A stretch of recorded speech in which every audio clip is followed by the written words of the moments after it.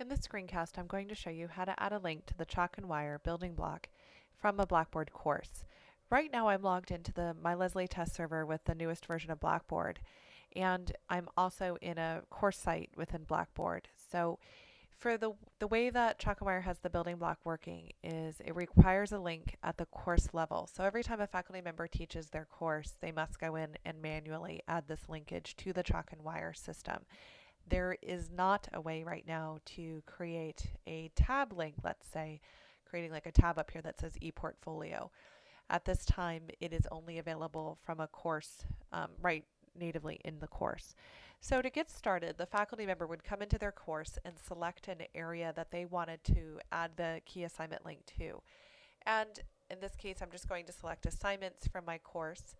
And then under the interactive tool pull down menu, there is a choice for the ePortfolio link, and they would select this choice. It will bring you now to a form where you can add the key assignment name.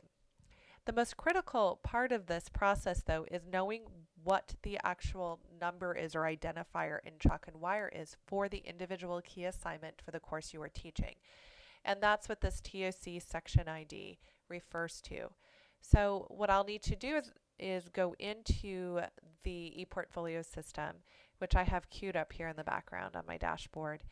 And now I need to go to the table of contents for and find the course that I'm teaching. Faculty can come over, they have something called table of contents in the assessor/faculty account view, and this is how they're going to find the code.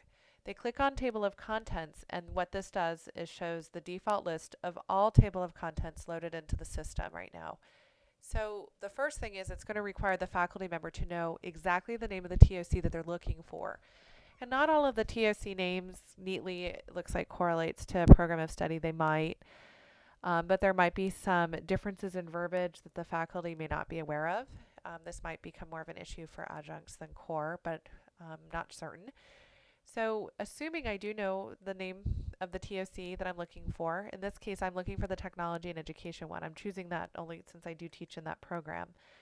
Once I find my TOC, I'm going to pull down to the view menu here, my only choice in the actions menu. And it's going to give me a list of all of the key assignments in this TOC. And you'll notice the first column to the far left is something called ID, and that's what I'm looking for. So I need to locate the key assignment for my course.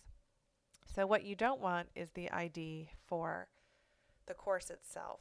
You're looking for the actual set of numbers that correlates with the assignment name. So in this case, in the first course in TIE, there are 2 key assignments. And so when I want to add the links into my course, I'm going to want to repeat this process twice. So I'd go in, create a portfolio link, find the number for the first assignment, and then I'd go back in and create a new portfolio link and then add the number for the next assignment. So I'm going to choose the APA style paper, which is 6887. I don't need the section number. I just need the ID over here.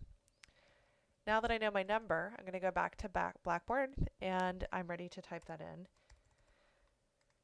And once I have my section ID typed in, I can also add a description to the assignment. Now I'm ready to submit this. The options menu is a default. This is pretty pervasive throughout Blackboard. That has not changed in the upgrade.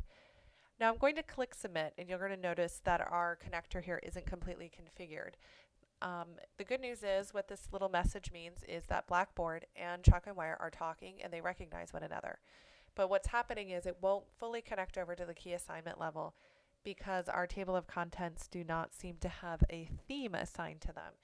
That's the look and feel in the design. So we usually let the students pick out their look and feel, and they probably can still do that, but it looks like when we set up TOCs, we must submit or select some sort of default design. So if we go back and do that, in all likelihood, this connector will work. So I'm going to just press OK, and it'll take me back to where I started. So really the critical piece for this to work, it's a 2-step process. The faculty being familiar and able to browse the table of contents that are in the system and successfully locate their key assignment, and then also being able to come into Blackboard and follow through on a couple of steps, which is adding this interactive tool piece.